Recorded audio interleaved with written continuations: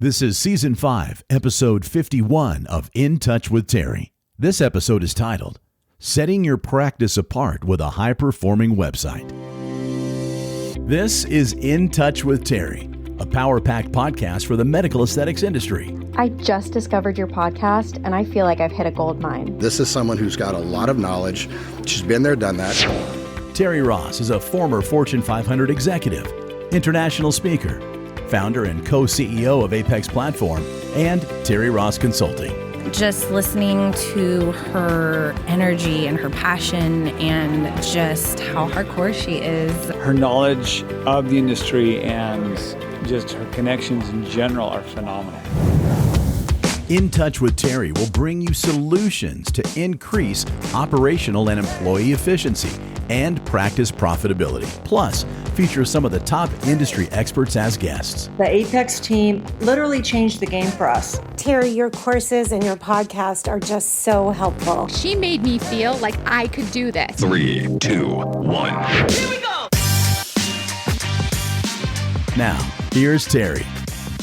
Hey everyone, it is Terry Ross again, and welcome to another episode of In Touch with Terry. Thank you so much for tuning in, for listening, and for taking a hot minute to write me your feedback.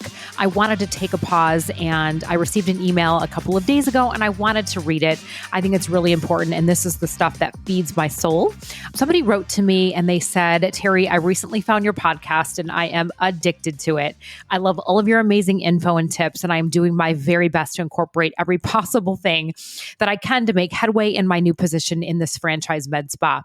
And the list goes on and on about what that particular topic was, but your feedback and your comments really do help me to continue to thrive and bring the very best of the best to my podcast with the most authenticity and more importantly, the best practices that serve the aesthetic industry. So that leads me right into today's amazing guest, an awesome, beautiful person, a very, very good friend of mine, and another boss babe in the industry who's making a rise up in this space. And I'm so very grateful to have her here today, Erikas Crawford.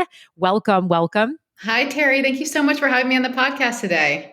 Oh my God, you're so welcome. And congratulations, girl. Erikas Crawford was recently just promoted to the president of Influx Marketing. And I'm so thrilled to, again, have her talking about something that's really important. You guys are going to want to hang on to every word. And not to mention all these female entrepreneurs. And I know that we have a lot of men in different variations listening to this podcast, but I really like to always, again, support other female business owners, female entrepreneurs, really making an impact in this community especially. So Erikas, your recent appointment of president of Influx, again, congrats. Tell us a little bit about you and your background and a little bit about Influx. Perfect. Thank you so much. Yeah, so I have been in public relations and sales for over a decade now. I moved into the aesthetic space about 3 years ago. Honestly, I started with Influx Marketing and I just worked my way up. And over time, I started building up key strategic relationships with key opinion leaders and also just sort of overseeing our industry connections. So here we are now as a president, and I'm really happy to be in the space. And as you kind of mentioned earlier, well, there are a lot of female and women, leaders and practices and entrepreneurials and, providers. In the tech and marketing side, there aren't. It's a pretty male-dominated industry. And while the fact that I'm a woman really didn't make any difference in my appointment, I'm happy to be here and hopefully inspire and give a voice to more of a sort of female point of view, especially since many of the patient population is predominantly female. I think you have such a great point. And just to set the tone, guys, everybody, for the topic of this conversation, and I wanted to have Erikas on, and I wanted to talk about this because we work with clients who are literally thinking about starting to get into the medical spa or plastic surgery space. They're ready to launch, grow, or scale. And when we are having these discovery questions, what always comes up is, how much do I invest in marketing? Where do I put the marketing? What kind of marketing should I do? And what about my website? And so I know that's a lot to swallow, but we're going to focus on what Influx does and specializes in. They do a lot of things, but Influx is really a boutique, LA-based digital marketing agency that focuses solely in plastic surgery and aesthetic medicine. And I love that because, what do I say? Riches in the niches. Right? Yeah. And so when we're thinking about websites specifically. People will often say to me, hey, Terry, my girlfriend does sites and my brother can do my website. Or I found this agency and then I'm like, do they have, experience in the aesthetic space? And they're like, no, they do lawyers, whatever. In your professional opinion, now coming from a decade of PR and marketing, and then being with Influx for the past 3 years, tell me what the importance is of investing in a proper website as it relates to the productivity and profitability of an aesthetic practice. Sure. Okay. So your website is your storefront, right? In today's digital age, that is where somebody goes to take a look at you, to see your before and after photos, to kind of get an idea of what procedures that you offer, let alone all the marketing that you're doing, even if it's from social, SEO, ads to drive traffic to your website. Your website's your home. It's your storefront. It's also something that you own entirely. It's your property. So if you do not make that fully represent your practice and your business and be an example of like who you are, then you're going to run into some issues, because let's say you have just some like Squarespace couple block photos up of whatever. It's not really you or your practice or your look, right? That's going to be a problem, because why would somebody want to go to you in that case? If it looks cookie cutter and the same as everybody else, what makes you stand apart? So your website's supposed to be something that's not only like your storefront and your place for all your traffic to go through, but it's also supposed to be something that really represents who you are as a practice and shows patients why they should come to you. There are different types of marketing channels, right? You have all different sort of things. You have your social media, you have your paid ads, you have your email marketing, you have your word of mouth and your general public relations. But your website is something that you entirely own, right? You're renting channels when it comes to your social media. You're even on SEO. It's not yours. It's something that you're renting with Google. Your website is your property. It is permanent. Nobody can take that away from you. So it's important that you put a lot of energy into it and you invest in it and you have it really look and appear how you want to appear so that you have a high conversion rate, because you're doing all this work to bring in leads. You need that website to convert those patients, those potential clients, those visitors. So I would say it's the first point of marketing, right? If you're going to sell a home, right, you need to remodel it and make it pretty and add your flowers and stage the whole place before you actually bring in the buyers. So it's just something to keep in mind when it comes to your website. I love that, because everybody who knows me, and again, I'm pretty transparent in my convictions of what I believe in, and I do believe, and it's just because I've seen some pretty horrific things where people choose to not invest or think they want to take a less expensive way, I'll say, around this piece. But I like how you said it, and I've never thought about it that way, that this website is your home and it is the first place. And that's what I teach, right? From a brand perspective, I don't even put a consultant or your services or how good you are as a surgeon or a med spa practitioner. It's if I'm Googling a problem, which is what clients are doing, who am I going to find first? And then what does it look like? And if we're trying to get to that 5-star experience, what does that brand equity look like? So Erica, there's so many facets to a website. Sure. And what people look for and what page people stay on. If you could give us, I don't know, what are the top 4 or 5, even more, components that need to be comprised of a good website that is generating leads? Because at the end of the day, you're paying for your home, as you said, but you're paying for it to perform. Okay, perfect. Well, the first 2, and I'll explain why, is the homepage and your before and after gallery. So your homepage is your general design. It's a look. It's a first impression that a potential patient is going to have with your website. So it's important that it has a lot of great content, that it's aesthetic, that it's animated. And then your before and after gallery is generally the very next place they're going to go to take a look at your work. And we have a lot of metrics, but from our experience, those are the 2 most visited pages on a practice's website. Is homepage and before and after. So I'd say those 2 are very important. Then I would say your content, right? You do not want just boring cookie cutter content. You want people to go read your content and to be engaging and exciting and to resonate with them, because generally speaking, they're probably looking at yours and maybe 2 other places, right? Let's say they're at the first point of going like, okay, I want to come in and get Botox. Where should I go? They're going to basically compare 3 different practices and decide. So if your content really like resonates with them and it's very realistic, I think that really helps actually convert them. So I said that that's a third point, your website. And then these 2 points are a little bit more technical, but your speed. We have all been to a website at some point. It takes forever to load, take forever to go from one page to next, get frustrated and leave the website. So it's important that your website is very fast, both on desktop and mobile. Mobile is incredibly important. And the other thing is more like following Google policies, right? Like there's, core web vitals, there's ADA compliance, more having to do with like the code and the way that you're presented, but like make sure that everything that the way that the website is coded is per Google's policies, right? Like what they want and what they're looking for, and that your website's ADA compliant, because obviously that would be illegal infraction otherwise. So those are just some of the points that I would say are really important. I could go on and on about those, but I would say that those are like the 5 most important components. So I want to dive a little deeper into 2 things that you said. And I trust that all of those are accurate. I believe in that as well. So let's talk about the copy, right? Number 1, because let's face it, you are in the place that Influx plays is pretty competitive, right? There's a lot of people that say, claim, can do, whatever. And everybody's got a different flair and a different jam, right? And there's different strokes for different folks. I know that I have run up against, when I'm consulting with clients, they'll say that they've talked to somebody, whether they come from the space or not. Mm-hmm. And yet the digital marketing agency may say, oh, well, Dr. Smith, you're responsible to write your own copy. Sure. First of all, right, somebody could be a great provider, but you're not a copywriter, right? Or you don't know the SEO terms to put in the copy. So, right. Just because you're a doctor, you know about the procedure doesn't mean you're a content writer. That is a career, right? To be a writer, to write content. So it's not a mild point. And also to make sure it's SEO friendly as well without it being repetitive. These are really important aspects that I just do not expect a provider to know. I think what's most important is a little bit of a balance. So I'll tell you what our content writing process is a little bit like, and maybe this will give you some insight. So first off, we have an in-house content writing team, and we only do aesthetics, and we do fresh content every time, right? So we know how to write the content because we also do not go into other fields, right? We're just so familiar with everything that nobody's going to have to be like, oh, what is this? Or what does this laser do? Like we already know about it. So that helps. But our process is like a client will meet with our director of content, and we'll ask them a bunch of questions like, what's your voice? Like, how do you want to sound? Do you want to sound high end? Do you want to sound luxurious? Do you want to sound like fun? Do you want to sound just like very professional? Like we actually kind of interview, and we have a questionnaire, and we just go like, what do you want to sound like? Because we kind of want to write it as the practice, right? We want people to just feel like it's very original and unique to that practice. So then we start with like 1 page of content, right? So my content team will write it, and then they'll send it to the provider or practice manager or whoever is who we're interfacing with on the website design.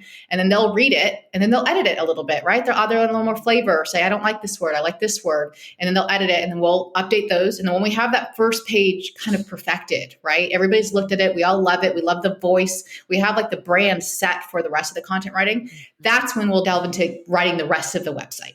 So if there is some interaction that we like from the client in terms of just adding a little bit of flavor and spice to it, but that is a lot of work. It is actually probably the biggest part of our website production is writing all that content. I mean, that could be a lot of content for every procedure that you're doing. You could talk about 30, 40 content pages. It's a lot. And we like to write long content, which is needed for SEO reasons. That's all broken up so that's easy digestible. So I would say it's very important. It's important that a company does it in-house, not outsources it. And it's important that a company who really knows aesthetics writes your content. Otherwise, you throughout the content, like also just to be honest, for legal reasons, like you can't say anything that's at all misleading or misinformative. So you have to be smart with how you write your content. Yeah. I equally think it's critical. And I think, again, you guys, anybody listening to this podcast and what we're all about is we're all about truth and we're all about performance. And there's no other reason to be in business. And I think that, again, being a provider, being an entrepreneur, choosing to own a business, you can't settle for less. There's no time and space to waste money. And I am not knocking other companies that maybe can do a great job, but if they are not experts in the aesthetic space, my personal opinion, and it sounds like Erica shares the same sentiment, is that it's vital to your success to work with an organization, right, that is focused on this, because what she's saying is copy in of itself is massive amounts of work, and it takes a writer, and people are writers, right, by trade and by profession. And then I think I like what else you said is that you're trying to identify their voice. Mm-hmm. It's not the same, because let's be honest, as you're talking, I'm sitting here saying to myself, how many more ways can we talk about Botox? How many more ways can we talk about an implant? I mean, let's be honest, right. But so that comes from probably expertise to bring it out of you, who you are as a person, mm-hmm. and what makes that difference. And then you also said the gallery. And I know from, having my med spa in Beverly Hills, that's kind of the number one page people stay on. So what are your suggestions when maybe there's a startup client that doesn't have their own before and after pictures? And I know the first thing we probably both say is, work with your vendors and get content. But is there any other tips and tricks that you would suggest that can make a website authentic when they don't have their own before and afters to show? So as you know, we've done quite a few startup practices, quite a few with you and Apex actually.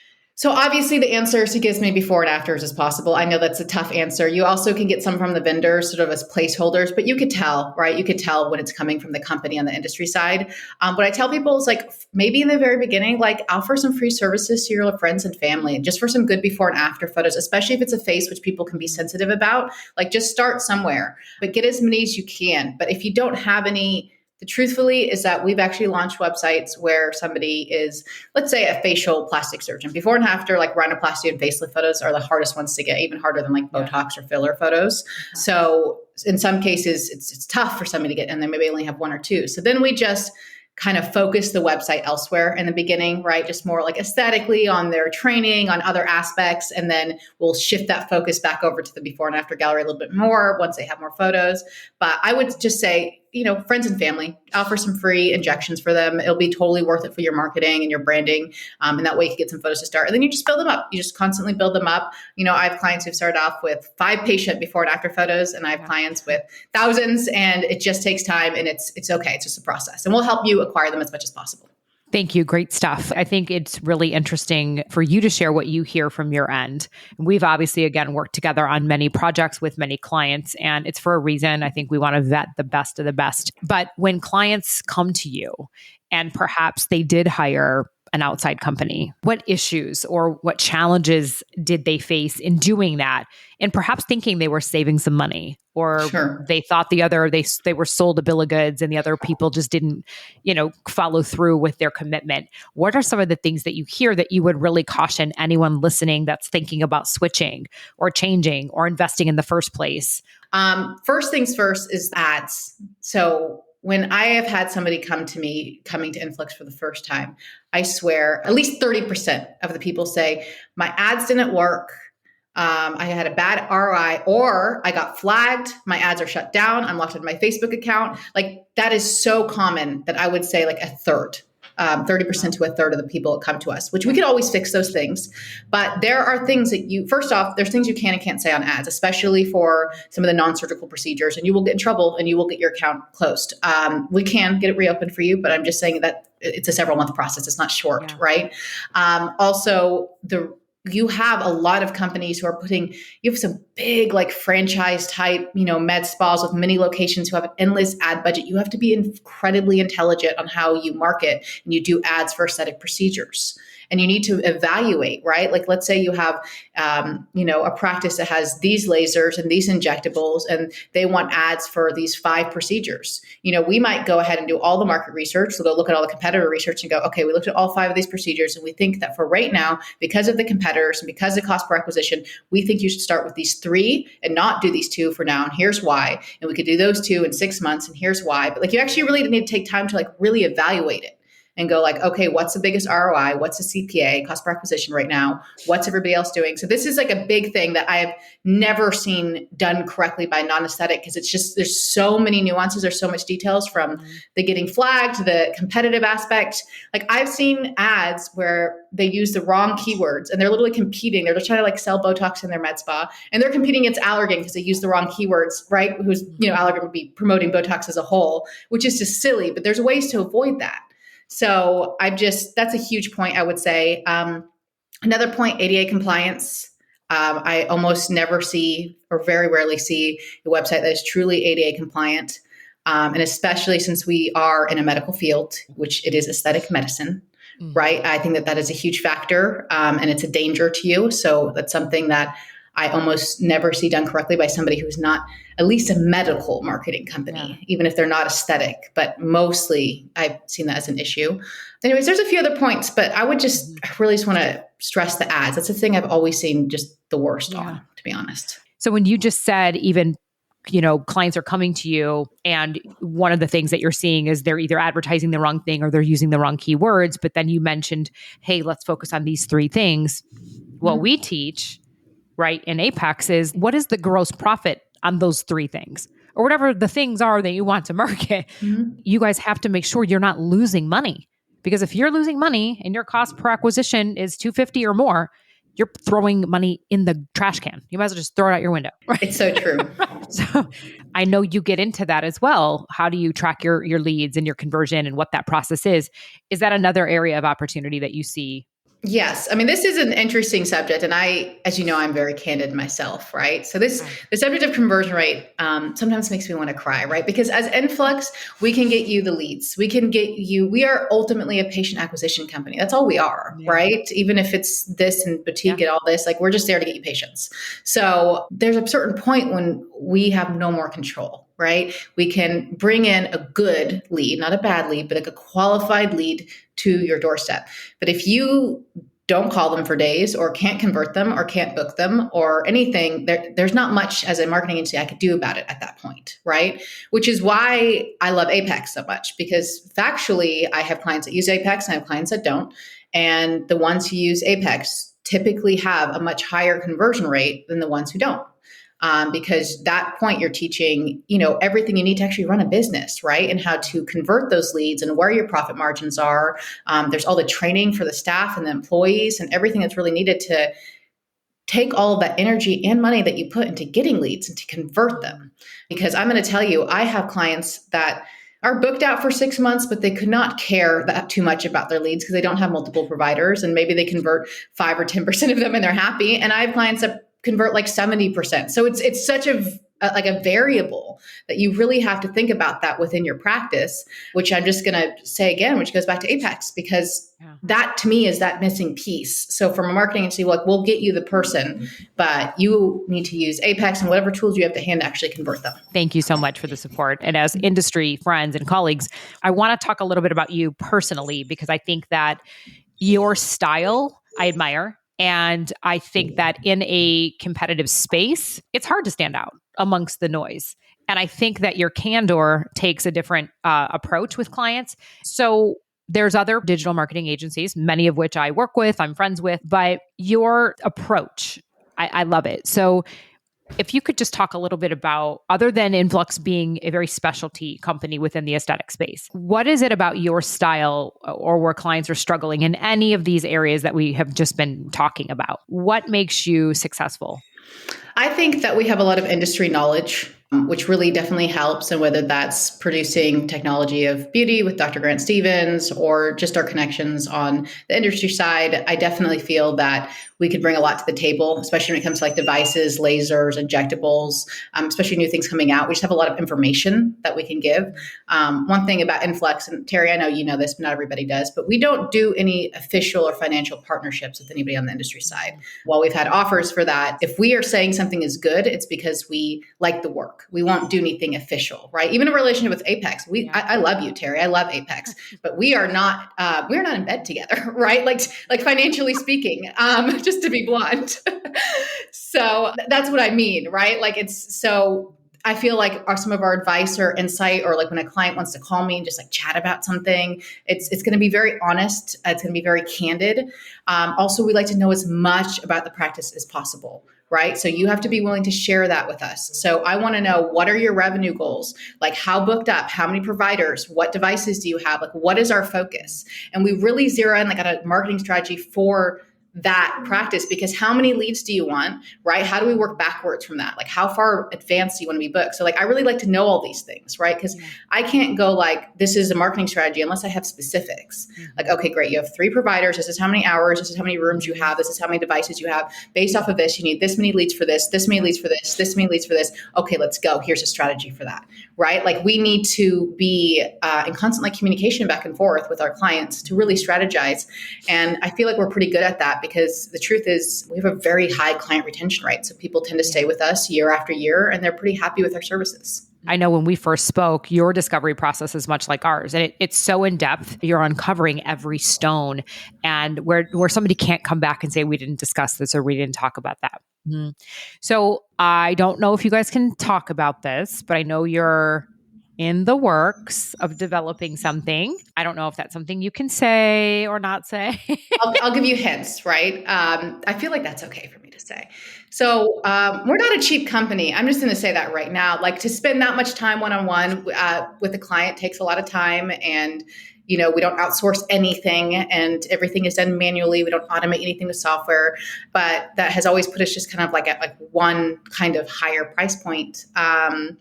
The ROI is there, but I'm just saying that's the fact. So it's been a situation where sometimes like a starting up business can't really afford us, or starting up med spa or non-surgical practice. And, we would like to change it at some point where we have something that is for everybody, and that we have a product offering at all points. And that's all I could say right now. It sounds like there's going to be some greater opportunities and advantages for other people that may be thinking about getting into the space, where you might have something more affordable for them to do and offer. As we're nearing the end of this podcast, one of the things, again, that we teach, even as it relates to sales, because we know that, again, without sales, that's the lifeblood of any business. And you said it, right? You can get qualified leads, not bullshit leads, right?